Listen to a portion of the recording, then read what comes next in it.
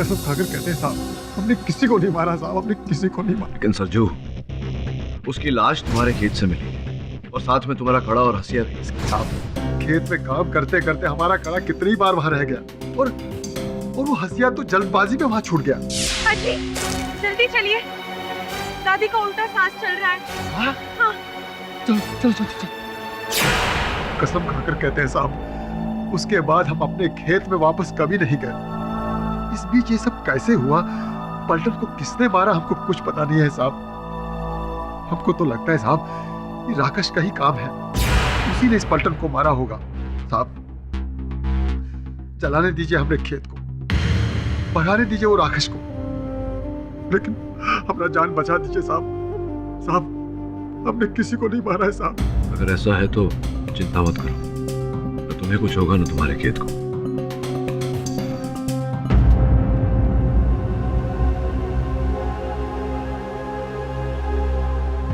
Inspector साहब, ये पलटन की पोस्टमार्टम रिपोर्ट कब तक आ जाएगी? अरे काहे का पोस्टमार्टम पाठक साहब, पलटन का तो अंतिम संस्कार भी हो गया और भैया जी ने उसके चिता को मुकग्नि भी दे दी। काहे कि भैया जी के खासम खास लठैत थे ना वो। जीप जंगल राज चल रही है, बिना पोस्टमार्टम के आपने उसके मृत शरीर को दहन कैसे होने दिया? इसमें आपसे क्यों कह रहा हूं ये सब? अदालत में कहूंगा। योर ऑनर, पलटन सिंह की हत्या ने इस केस को एक नया मोड़ दे दिया है और जिस प्रकार से उनके मृत शरीर का दहन कर दिया गया बिना पुलिस की अनुमति लिए हुए, ये अपने आप में एक हैरानी वाली बात है। क्योंकि इसमें रोकने जैसी कोई बात ही नहीं थी पाठक साहब। जब खूनी का पता चल गया है कि आपके मुवक्किल सरजू साहनी ने ही पलटन की हत्या की। ऑब्जेक्शन योर ऑनर, मेरे मुवक्किल पर ऐसा कोई आरोप अब तक प्रमाणित नहीं हुआ। सस्टेन मिश्रा जी। अरे पर सर ये कैसी वकालत कर रहे हैं पाठक साहब? सरजू के खेत से पलटन की लाश मिली, लाश के पास से हंसिया और कड़ा बरामद हुआ और वो भी आपके अपने हाथों पाठक साहब, और फिर भी आप कह रहे हैं कि जरूर साबित नहीं हुआ। सिर्फ इतना ही नहीं जच्चा, सरजू और पलटन की दुश्मनी पूरे गांव में मशहूर है। क्यों सरजू, जब पिछले साल दशहरे में पलटन ने चुपके से देवी माँ के मंदिर में तुम्हारी बकरी की बलि चढ़ा दी थी, क्या धमकी दी थी तुमने उसे? अरे पलटनवा, तू आज चोरी से हमरा बकरी का बलि दे दिया। याद रखना, एक दिन हम तुम्हारा बलि चढ़ा देंगे और किसी को पता भी नहीं चलेगा, समझा? हाँ? सरजू ने वही किया जो उसने कहा था, उसने पलटन की बलि चढ़ा दी। साहब हम गुस्से में पलटन को ऐसा बोले थे साहब, लेकिन हम कसम देवी मैया की खाकर कहते हैं साहब, हमने उसको नहीं मारा साहब। योर ऑनर, किसी को जान से मार देने की धमकी देने में और किसी को जान से मार देने में बहुत अंतर होता है। और जगह होता होगा पाठक बाबू, यहाँ तो ये बात पक्की है कि सरजू ने ही पलटन को मारा। क्यों? राकेश ने नहीं मारा?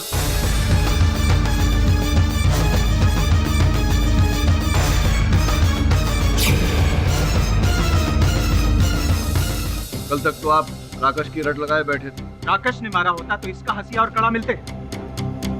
सरजू ने ही पलटन को मारा। नहीं जय साहब, हम कह रहे हैं ना, हमने नहीं मारा किसी को साहब। फिर किसने मारा? तुम्हारे बाप ने? राकेश ने मारा साहब, राकेश ने।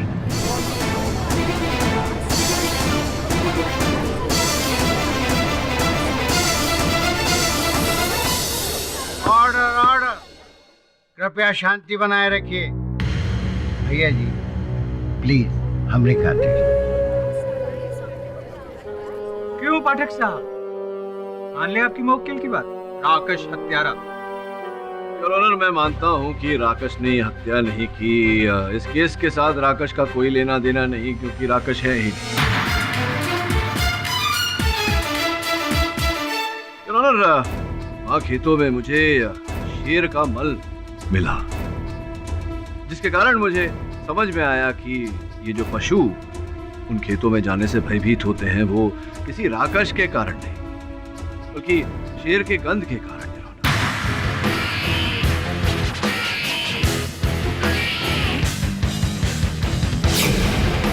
इसीलिए मुझे पूरा विश्वास है योर ऑनर कि पलटन की हत्या एक मनुष्य ने ही की है, किंतु सरजू ने नहीं। ये आप किस आधार पर कह सकते हैं पाठक जी? योर ऑनर, मैं मानता हूँ कि पलटन का मृत शरीर सरजू के खेतों से पाया गया, किंतु जिस प्रकार से उनके शव का दहन कर दिया गया बिना पोस्टमार्टम के, और पोस्टमार्टम होता अगर तो कुछ और सत्य बाहर आते जो कि अब दुर्भाग्यवश नहीं आ सकते। यहाँ एक बात है, और पलटन के मृत शरीर को दहन करने से पहले उनके पतलून की जेब से मेरे सहायक ने ये 2 सिनेमा हॉल की टिकटें बरामद की। और ये सिनेमा के टिकट दिखा के आप क्या शो करना चाहते थे? योर ऑनर, ये सिनेमा घर की टिकटें हैं। ये उसी दिन की है जिस दिन पलटन की हत्या हुई थी, उस शाम के शो की योर ऑनर, 6 से 9 के शो की। और चूंकि टिकट फटी हुई है, इसका ये अर्थ होता है कि पलटन ने चलचित्र देखा था जिसके पश्चात उसकी हत्या की गई। उसी शाम को योर ऑनर सरजू की दादी का स्वर्गवास हो गया और उस समय ये उनके देह संस्कार में लगा हुआ था। तो सरजू हत्यारा कैसे हो सकता है? हो सकता है दादी माँ के दाह संस्कार के बाद उसने ये खून किया। और जज साहब, सरजू का घर शमशान घाट के पास में ही है। योर ऑनर, सरजू चिता जलाने के बाद तुरंत अपने घर लौट आया था और इस बात के साक्षी यहाँ बैठे अन्य गांववासी हैं योर ऑनर। वैसे भी किसी अपने को अग्नि देने के बाद में मन इतना बैठ जाता है योर ऑनर कि किसी की हत्या करना तो दूर, ऐसा विचार भी मन में उत्पन्न नहीं होता। और फिर वो सरजू का कड़ा और हथिया? हाँ, ये 2 वस्तु सरजू से खेत में छूट गई थी और पहले ये बात सरजू ने मुझे बताई थी। मिस्टर पाठक, आपके अनुसार कातिल सरजू भी नहीं है और राकेश भी नहीं है, तो फिर कौन है कातिल? ये जानने के लिए ये जानना आवश्यक है योर ऑनर कि उस शाम को पलटन के साथ उस चलचित्र घर में कौन चलचित्र देखने गया था। क्या आप लोगों में से कोई गया था क्या?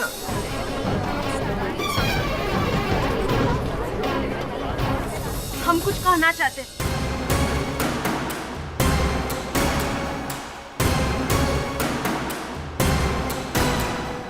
जिस दिन हमारी सास गुजर गई थी, उस दिन भोरे भोरे वैदेही आई थी हमारे पास।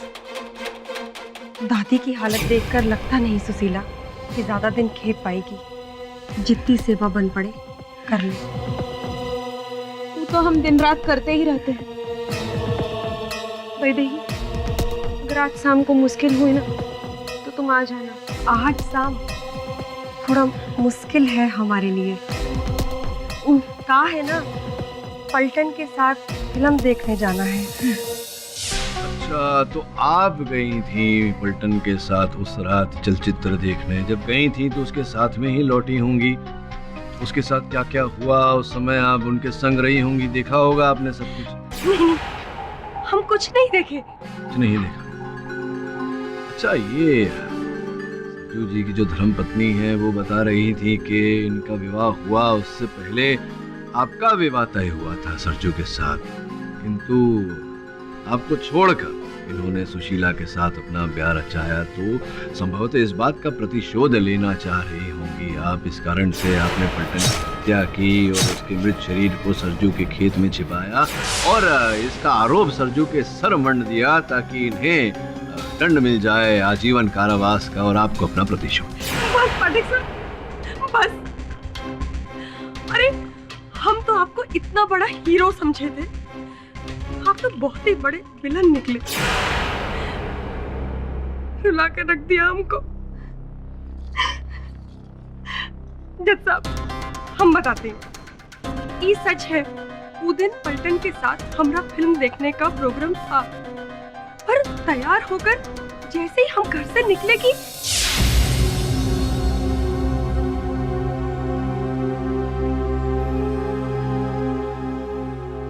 वैदे दी क्या हुआ?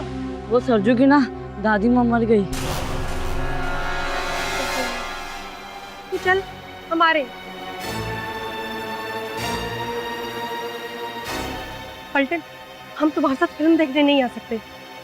वो सुशीला के घर जाना होगा ना। ठीक है, हम किसी और को साथ कर लेते हैं। हाँ लाखन को ले लेते हैं साथ में। हाँ, चलते हैं। और उनका बाद पलटन लाखन के घर की तरफ चला गया और हम सरजू के घर। और शमशान तक साथ ही में ही थे। का हो सरजू, झूठ कह रहे हैं का हम? नहीं साहब, ये कह तो सही रही है, ये हमरे साथ ही थी। देखा? फिर तो पलटन की हत्या का जो रहस्य है उस बारे में लाखन ही बताएगा।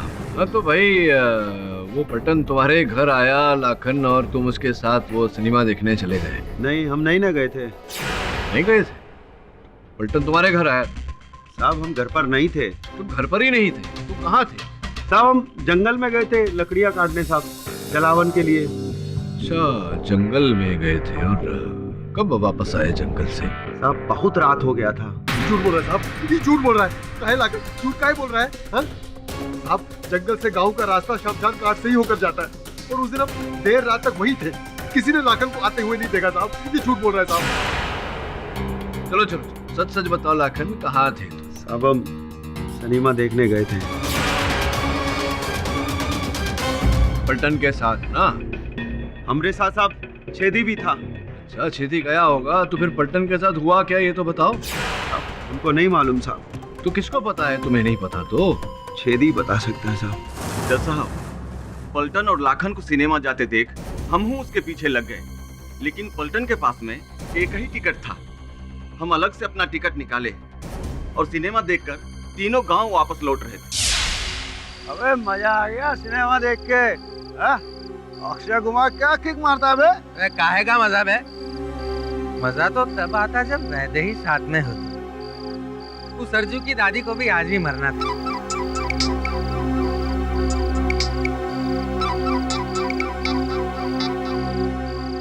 जी भैया जी, हम नहीं सरकार। पलटन माँ, अरे किसका फोन है रे? क्या हुआ? भैया जी का बहुत बड़ी गड़बड़ हो गई यार। पता नहीं आज जिंदा छोड़ते हैं कि नहीं हमें। आप लोग जाओ, हम हवेली जा रहे हैं। के बाद पलटन हवेली चला गया। जज साहब, हम और लाखन घर वापस आ गए, लेकिन बाद में क्या हुआ हमें कुछ नहीं मालूम। और सीधे कल जाके देखते हैं कि पलटन का लाश मिला। हम भी डर डर रहते हैं जज साहब, पर हो न हो जमींदार साहब ने ही पलटन को मरवाया है।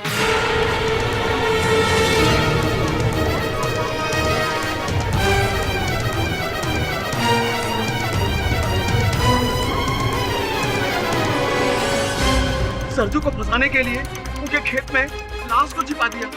साला चैतिया, हम पे इल्जाम लगा रहे थे। चोरी तो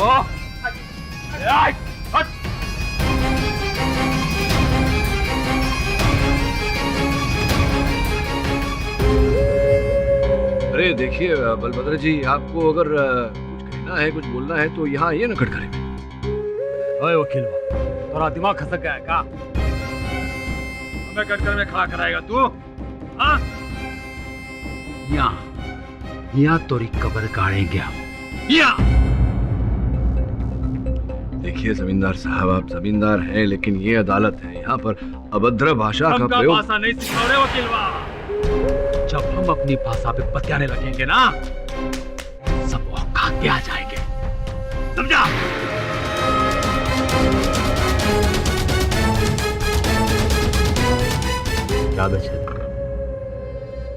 बाहर निकल, ऊपर से नीचे तक तोहे को छेद के नहीं रखती है ना, तो हमारा नाम भी बलभद्र चौधरी नहीं, समझा? तो हमारे खिलाफ बोला रे? चौधरी के खिलाफ बोला। इसके बाद ना तो गाँव में दिखेगा नहीं। ये हमारी जबान है।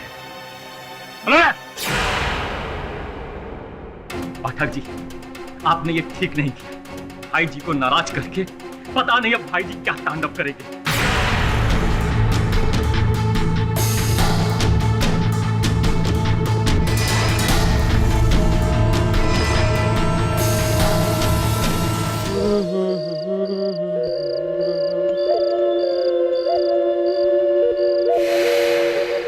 आज तो राकेश वाकेश कुछ नहीं दिखाई दे रहा। अब परेशान कर रखे थे गांव वाले ससुर के नाती ने। हाँ।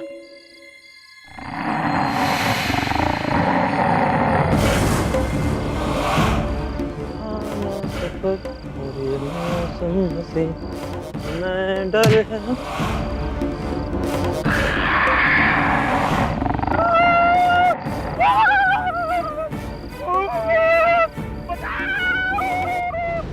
दरोगा जी, आप हमको कहाँ ले जाना चाहते हैं? अगर तुम अपना जान बचाना चाहता है तो चल हमारा साथ। लेकिन कहाँ ले जा रहे हैं आप? चल मेरे साथ। सरजुआ, अब यह तोहरा जान बचा सकते हैं। देख सरजुआ, हम डायरेक्ट कहते हैं कौनू लाइलापत नहीं। ये कागजात पर अंगूठा मार और तोहार जान बचाना की जिम्मेदारी हमरी। कौन चीज का कागज है जी? वही कि तू अपनी जमीन हमरे नाम कर रहा है। नहीं जमींदार साहब, ये जमीन तो हमारे बाप दादा की निशानी है, हमारा रोजी रोटी है। ये जमीन हम आपके नाम नहीं कर सकते। देख सरजुआ, एक तरफ तोरी जमीन और एक तरफ तोरी जान, दोनों में से एक ही बचा सकता है बस। देख सरजू, अरे जान है तो जहान है। अपनी जमीन भैया जी के नाम कर दे, काहे कि अब यह तो के बचा सकते हैं। एक बार हम पाठक बाबू से पूछ लेते हैं। तोहार को लगता है कि पाठक बाबू तोरी जान बचाएगा? हाँ? पाठक बाबू भूल मत सरजू, जज, वकील, कानून सब भैया जी के हाथ के नीचे है। ये इलाके में भैया जी जो चाहते हैं वही होता है। अरे मार दे अंगूठा, इधर मारा अंगूठा और उधर छूटा। अंगूठा लगा।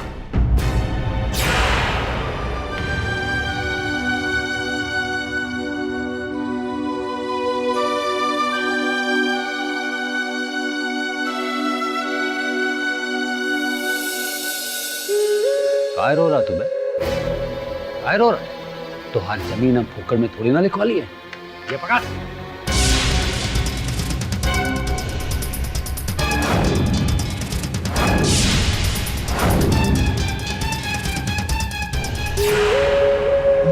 कहा है जमींदार साहब? 100 रुपया? आप तो पहले हमको 2 लाख रुपए देने को तैयार थे। हाँ, तैयार, जरूर तैयार थे। वो तब का बात, जब से राकस ने हल्ला फैलाया ना, उसके बाद तोरा जमीन कोई फोकट में भी नहीं खरीदेगा। 100 रुपए दिए ना तुमको, वो भी बहुत दे दिए तुमको। तो रखो, फुटो यहां से, जा, ले जा इसको।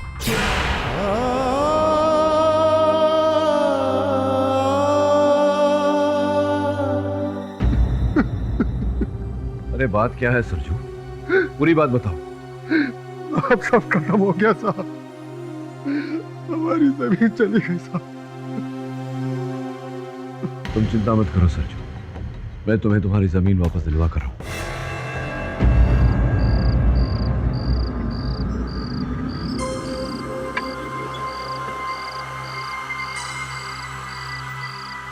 भैया जी ने बहुत दारू पिया, यही हल्का हो लेता।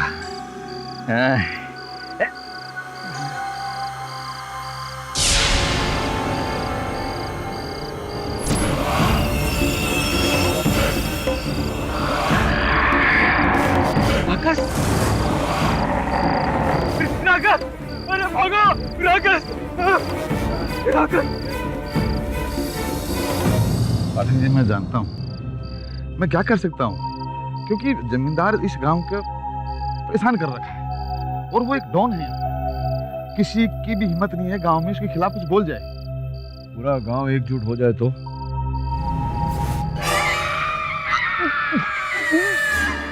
अरे क्या हुआ पंडित जी, गले में अटक गया क्या कुछ?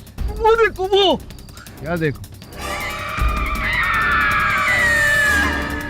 ये तो दिखने में एकदम सरजू की दादी लग रही है। दादी कैसे हो सकती है? दादी तो मर चुकी है। हाँ, सरजू की दादी तो मर चुकी है। वो पाठक जी, वो देखिए, वो सरजू की दादी है, उसी की तरह लाठी के सहारे चल रही है।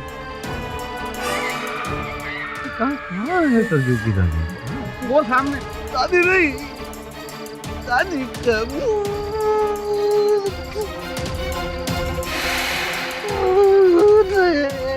बदला लेने आई है।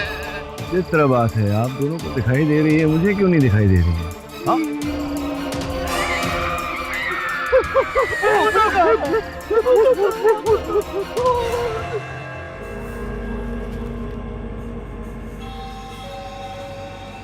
कारे छेदिया, भैया जी से मिलना है, एक जरूरी बात बताना है। तुम रुको, हम भैया जी से पूछ कर आते हैं।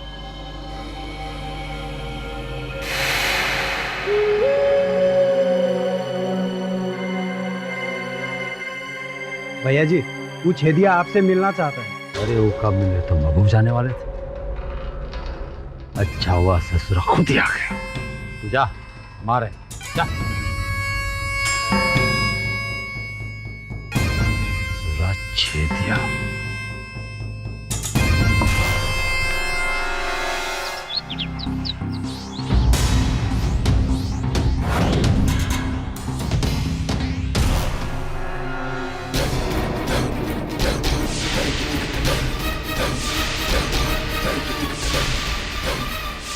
अब उनको मालूम नहीं था जमींदार इतना हरामखोर है।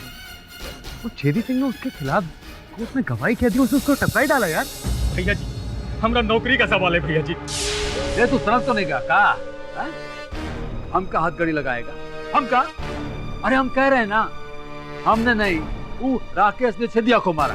पर ये बात तो हमें समझ में आई नहीं रही। हाँ भैया जी, हम जानते हैं भैया जी कि आप सच कह रहे हैं। कल रात वो राकेश हमको भी डराया था भैया जी, लेकिन हम क्या करें, ऊपर से आपकी गिरफ्तारी का वारंट आया भैया जी। अगर आज आपको हम थाने नहीं ले गए ना भैया जी, तो आज की आज हमारी नौकरी चली जाएगी और हमारे बाल बच्चे सब भूखे मर जाएंगे भैया जी। हम आपको पाँव पड़ते हैं भैया जी, आप एक बार चले जाइए ना अंदर भैया जी, हम आपको बाहर निकाल लेंगे ना भैया जी। हाँ ठीक है दयालवा, ठीक है। पर हाँ, हम हथकड़ी नहीं पहनेंगे, ऐसा नहीं चलेंगे। का? ठीक है भैया।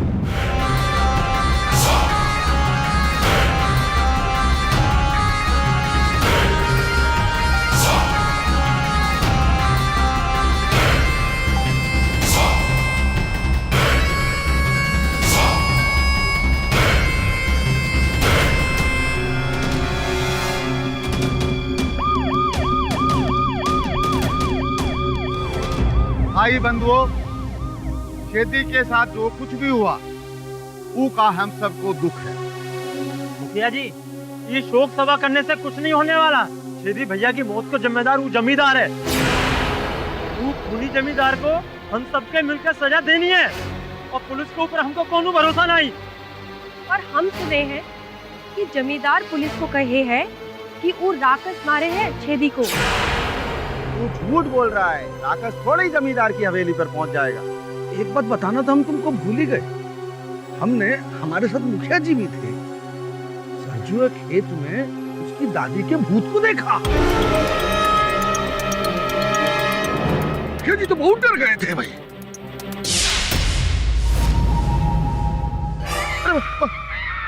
वो सरजू की दादी, वो रही।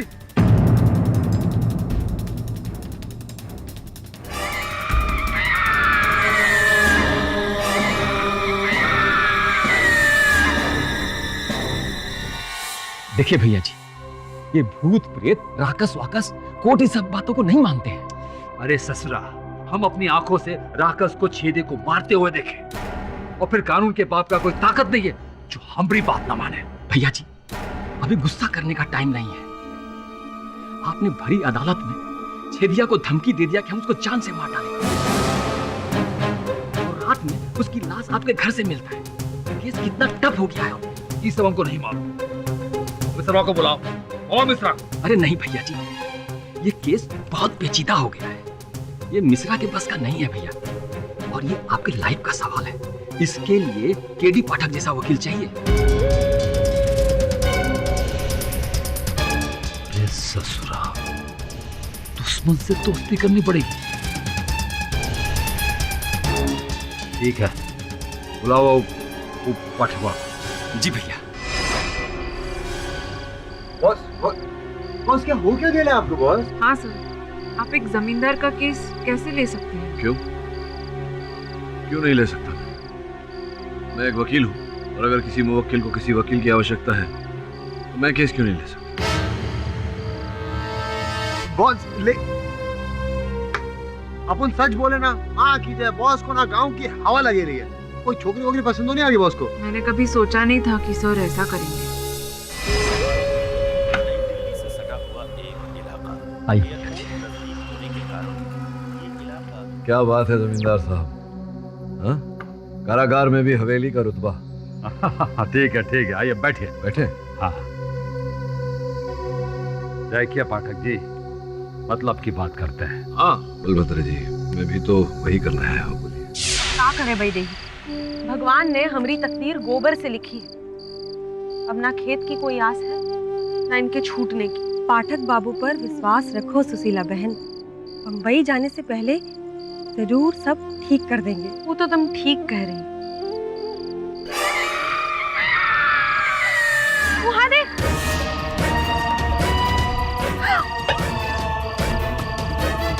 बाप रे, पंडित जी ठीक कह रहे थे। दादी, मुंह बनकर वापस आइए। वो छेदिया दरअसल हमें कुछ बताना चाहता। जमींदार साहब, मैं मानता हूँ कि मैंने अदालत में जो कुछ कहा वो झूठ था, पर वो रात पलटन सिनेमा से लौटने के बाद आपके हवेली में नहीं गया था। नहीं, कहाँ गया था ससुरा? बोल। पलटन हुआ। ये क्या हो गया? ये बिजली ससुरी हमसे आंख पिछुले खेल रही है। देख गुरु, देख कहाँ हो बिजली का, देख।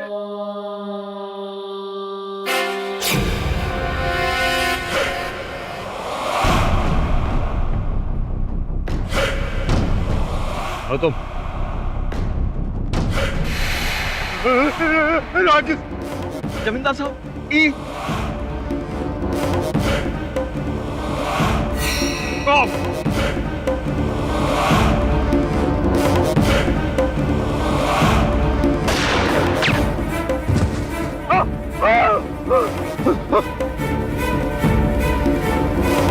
अब राकेश बंदूक चलाना भी जानता था। अरे हम सच कह रहे हैं पाठक जी। नहीं, मैं कहाँ कह रहा हूँ कि आप झूठ बोल रहे हैं। आप तो झूठ बोल ही नहीं सकते हैं, इतने महान हैं।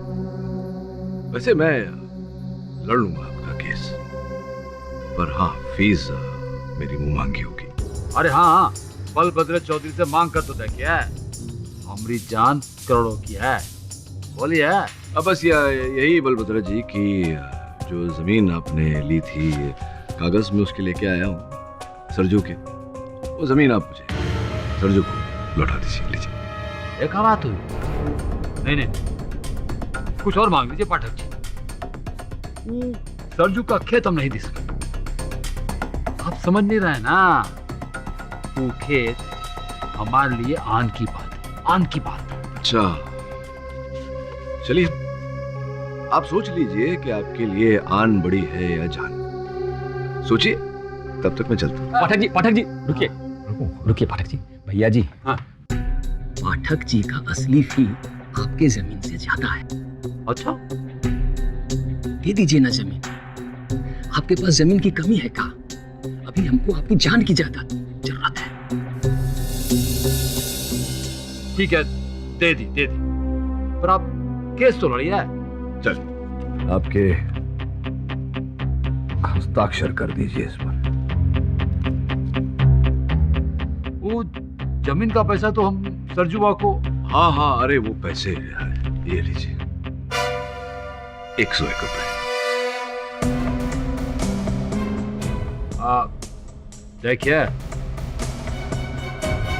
देखिए हमारा पारा गर्म मत कीजिए। ये बताइए कितने दिन में हम छूट जाएंगे?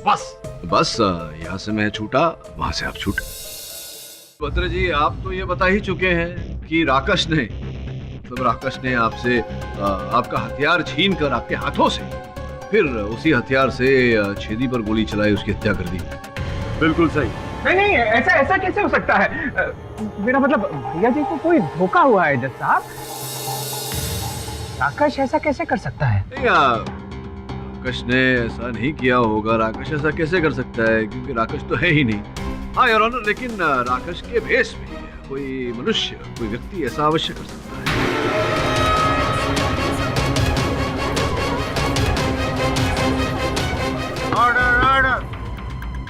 मनुष्य से एक हमको बात याद आया जज साहब। जिस रात छेदी का खून हुआ ना, उस रात पंडित जी हमारे पास आए रहे और उन्होंने बोला, हमारा सर्वनाश नजदीक है जमींदार। ये राकेश ही तुम्हारा अंत करेगा, वो भी तुम्हारे घर में घुस के। ये सत्य है ये बात? हाँ, हमने कहा था, तो हमने क्रोध में कहा था। अच्छा, क्रोध में? कैसा क्रोध? अब ये हमें फंसाएंगे और हम कुछ नहीं करेंगे। पंडित है पंडित, तो भगवान को मुंह दिखाना है हमको। जमींदार साहब, आपने उस गरीब सरजू के खेत के 100 रुपए देकर बिल्कुल अच्छा नहीं किया। आपने तो कहा था उसके खेत के पूरे पैसे देंगे। आप हमको मत सिखाइए क्या सही है क्या गलत पंडित जी। आपको जो दक्षिणा बोले थे ना, लीजिए, फुटिए यहाँ से। आपका अहंकार तो सर चढ़कर बोल रहा है। मैंने तो आपका साथ देकर ही गलती की। नमस्कार। ये किस साथ की बात कर रहे हैं? वो सरजू के खेत में जब राकस के होने की अफवाह फैली तो जमींदार साहब हमको घर बुलाए और हमसे बोले, यही मौका है पंडित जी सरजुआ की जमीन को हथियाने का। आप वो राकस की अफवाह को और हवा दें और बोलिएगा कि सरजुआ की जमीन शाफिद है और उसका जलना जरूरी है। बस वो डर कर अपना जमीन हमरे हवाले कर देगा, हमको बेच देगा।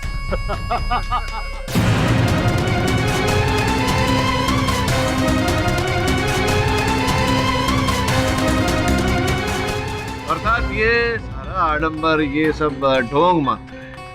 पता नहीं श्रीमान, हमें तो अभी भी लगता है कि राकेश होता है, नहीं तो जगह जगह राख क्यों मिलती? राख से मुझे स्मरण हुआ कि जब मैं मुखिया जी के घर पर गया था उनसे भेंट करने, तब वहां मुझे एक राख का ढेर दिखा था। की अनुमति हो तो मैं उन्हें बुलाऊं यहाँ कटघरे में? अनुमति है। पूरा का वो तो हमारे घर में हर रोज जो लकड़ी पे खाना बनता है उसका राख था। पाठक जी, आप चाहें तो पूरे गांव में किसी के भी घर में जाकर देख लीजिए, लकड़ी पे जो खाना बनता है उसकी राख का ढेर मिलेगा। हाँ, लेकिन सबकी पलटन के साथ दुश्मनी तो थी नहीं मुखिया जी। आप कहना क्या चाहते हैं? मैं ये कहना चाह रहा हूँ कि आप जानते थे कि जमींदार बलभद्र जी पलटन को आपके विरुद्ध आपका प्रतिद्वंदी बनाकर खड़ा करने वाले थे चुनाव में, इसलिए आपने सोचा क्यों न चुनाव के पहले ही उसका पत्ता साफ कर दिया जाए ताकि आप ही मुखिया बने रहे। साले, मेरी बात नहीं मानता तू, बात नहीं मानता तू।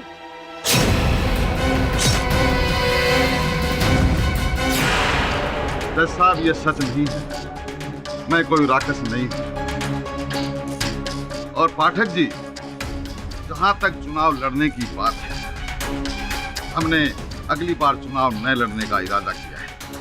हमारी कोई इच्छा नहीं है।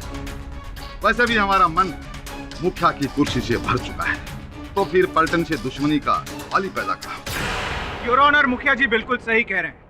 पाठक साहब अपने मुवक्किल को बचाने के लिए फालतू के दाव पेच खेल रहे हैं। पलटन का खूनी सरजू ही है। जी नहीं योर ऑनर, सरजू ना तो पलटन का हत्यारा है और ना ही वो बहरूपिया जिसे लोग राकस समझ रहे हैं। वो व्यक्ति कोई और है। मैं आपसे समय की मांग करता हूँ। अगर आप कृपया समय दें तो मैं विश्वास दिलाता हूँ अदालत को कि अगली सुनवाई में राकस को यहाँ अदालत में लाकर खड़ा करूँ। ये अदालत कल तक के लिए मुलतवी की जाती है। एक आदमी को धोखा हो सकता है, 2 आदमी को धोखा हो सकता है, पर इन सारे गांव वालों को नहीं। सरजू की दादी का भूत इस गांव में जरूर घूम रहा है पंडित जी। और उस भूत ने किसी को नुकसान नहीं पहुंचाया है मुखिया जी। सबसे पहले तो हमें उस राकेश के अंत के बारे में सोचना है, जो सरजू के खेत से निकलकर पूरे गांव में घूम रहा है। कल अमावस की रात है, उस चिता से निकले हुए राकेश की चिता जलाऊंगा मैं। बोलो, आप सब तैयार हो?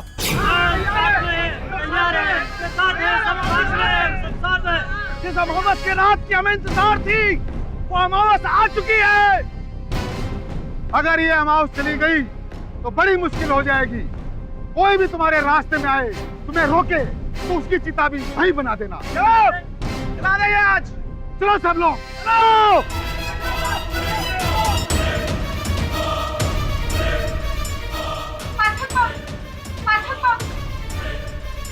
गांव वाले हमारा खेत चलाने जा रहे हैं।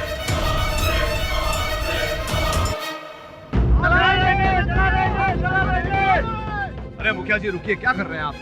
आज आप बीच में मत बोलिए। सरजुआ खेत हम आज जलाएंगे, इस पर राकेश छुपा है। अरे जला देंगे का मतलब क्या होता है? ऐसे कैसे जला देंगे आप? ए वकील, तू अपनी ई भाषणबाजी बंद कर और हमारा रास्ता छोड़ दे, नहीं तो हम इसी खेत में तोरी चिता जला देंगे जिंदा, समझा? चलो रे, आज साले सरजुआ के खेत को जला के राख कर देंगे, कोई नहीं रोक सकता। हाँ चलो चलो जलाते हैं। अरे रुको, अरे वो क्या है?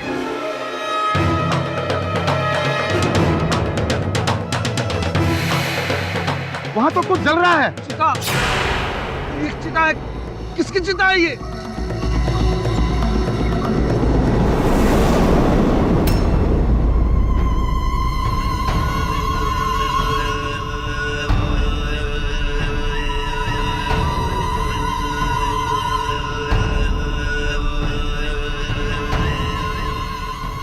ये सरजू की दादी है, सरजू की दादी। हाँ, हमें है। कौन है वो राक्षस जो हमारी चिता से जन्मा है? आपके खेतों में है दादी? नहीं, हमारे खेतों में नहीं, हमारे सामने है एक ऐसा राक्षस जिसने हमारे पोते को थाने में डलवा दिया है। कौन है दादी? कौन है? कौन है?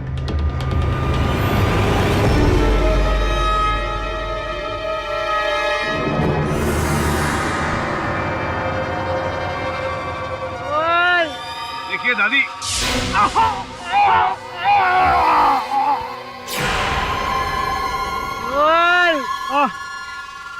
हम ही है वो नकली राक्षस। हमने ही चेदिया और पलटनवा का खून किया था। हमें माफ कर दो दादी। अरे पहले बोलना चाहिए था ना यार। इतना टाइम क्यों वेस्ट किया? अरे पकड़ो तो, पकड़ो। ए चलो इसे थानेदार साहब के पास। चल भाई चल।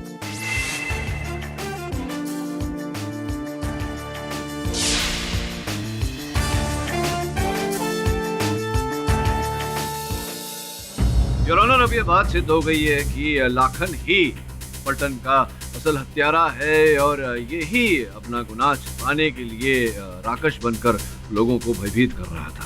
पाठक साहब, लाखन के ऊपर तो किसी को शक भी नहीं था। फिर नहीं, मुझे था संदेह। मुझे संदेह हुआ तब योर ऑनर जब मैंने अदालत से लाखन को प्रस्थान करते हुए देखा। चोट पर जो पट्टी लगी हुई थी वो मुझे जरा हिली हुई किसी और स्थान पे ही दिखाई पड़ी। और जैसा कि इनका कहना था इन पर आक्रमण किया था राक्षस ने, तो वो निशान आक्रमण के वो भी नहीं थे उपस्थित। योर ऑनर, मैंने अपने सहायक श्रवण को कहा था कि संजू की दादी का भूत बनकर वो लोगों को भ्रमित करने का प्रयास करे ताकि भयभीत होकर कोई सत्य उगल दे। किंतु जब संदेह हुआ मुझे लाखन पर, तब मैंने श्रवण को कहा कि वो केवल लाखन पर नजर रखे। मेरा अनुमान उचित निकला यार, लाखन ही वो हत्यारा है। क्यों ना लाखन साहब से ही हम पूरी कहानी सुने। लाखन बताओ ना। बोल दे, बोल। जज साहब, हम छेदी और पलटन तीनों सिनेमा देखने गए थे साहब। वहां से लौटकर दारू की भट्टी पर शराब पिया, जमकर धुत शराब पिया साहब। वहां से गांव लौट रहे थे साहब, तो छेदी और पलटन का झगड़ा हुई गवा। अरे भाई दे तो तोरे जैसे को तो घास तक नहीं डालेगी रे। हमका नहीं डालेगी तो क्या तुहार जैसे गधे को खिलाएगी? तो हमको गधा बोला? साला कमीना है।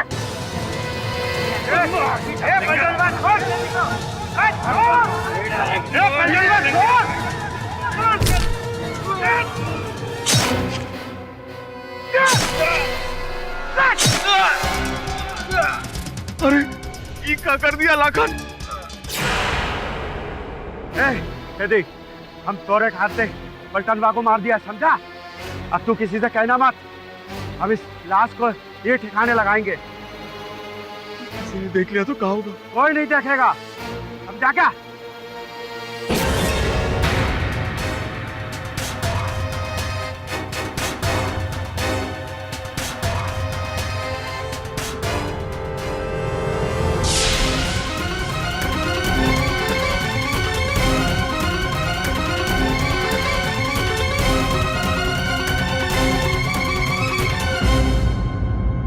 वहीं से हमको राकस का बात दिमाग में आया साहब, और हम चिता के पास जाकर बड़ा बड़ा पैर का निशान बना दिया और राख को इकट्ठा कर कर एक साथ जमा किया साहब। उस अंतिम लकड़ी को भी हम जला दिया, जिससे लोगों को लगे कि वो लकड़ी गायब हो गया साहब।